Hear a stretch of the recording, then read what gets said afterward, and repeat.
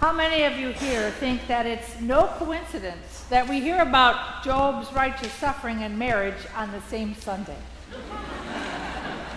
While any healthy relationship is likely to involve at least a bit of righteous suffering, these two readings are also connected in a different way. Here it is.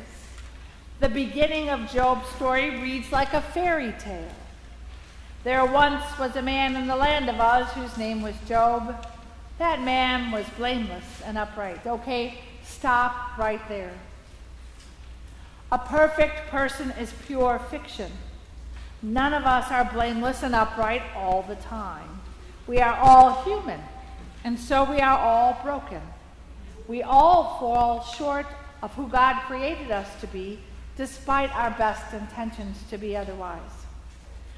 So it follows that anyone who believes marriage, like Job's righteous suffering, will always end in a happily ever after guarantee, has probably not thought through the fact that all sacred unions are comprised of two very hopeful yet imperfect human beings. This particular passage in Mark makes me uncomfortable for several reasons. My sister was once married to someone who inflicted years of emotional abuse. And when it escalated to the start of physical abuse to their children, she somehow found the courage to belie the restrictions against divorce in her religious tradition and protected herself and them. I know others who, despite their best efforts, could no longer endure the suffering and loneliness of a loveless and empty relationship. I know people who became divorced through no doing of their own, and I've sat with moms as they wept, believing their recently divorced son or daughter would forever be banished from entering heaven.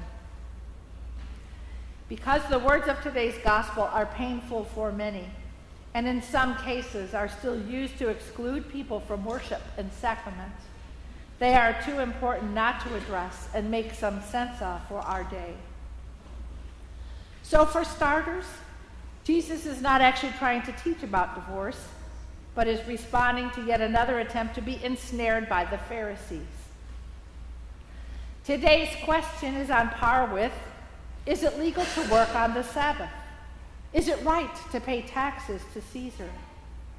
They already know what the law says about divorce. They want to see if they can goad him into saying something divisive by inviting him to split legal hairs. But in a clever cross-direct, Jesus asks them what the law of Moses states, which is, by the way, essentially this. If a man finds something objectionable about his wife, he may write her a certificate of divorce, put it in her hand, and send her packing. She becomes damaged goods with little chance of survival. So the 64,000 denarii question is, what constitutes objectionable? Once a term used to mean indecent, it had devolved into pretty much any excuse to get rid of a wife a man no longer desired.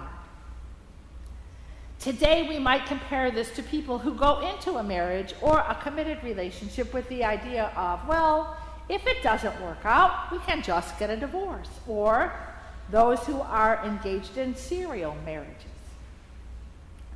This is the behavior Jesus addresses when he says, because of your hardness of heart, you were given this legal loophole.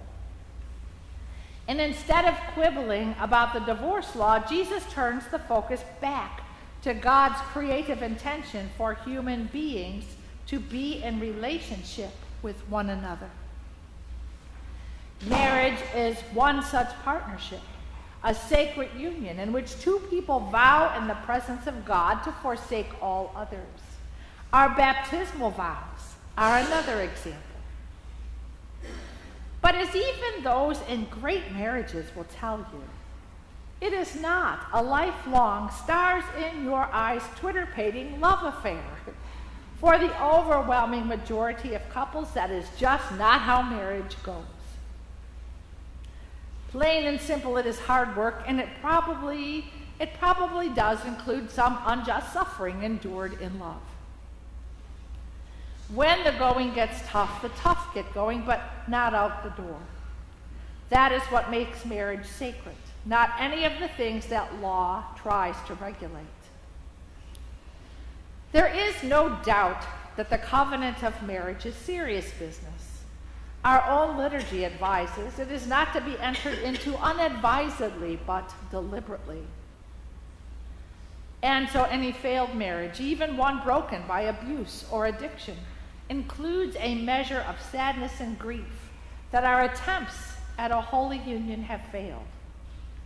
But I do not believe that when a marriage fails, and those involved were sincere and they were serious about their promise to God and each other, that their God-given desire to be in relationship also ends. Nor do I believe that what has happened to them will not be forgiven. For nothing and no one falls outside the love of God. Divorce represents a human tragedy for everyone involved. The pastoral responsibility of the church is to participate in healing and restoration of wholeness. Just as it was for Job, who was undoubtedly a good and righteous man, but not perfect, God's grace and mercy extends far beyond our own best but imperfect efforts. Jesus removed marriage from the realm of the law and harsh judgments and returned it to its intention, a gift grounded in God's creative love. Why would we think of doing anything else? Amen.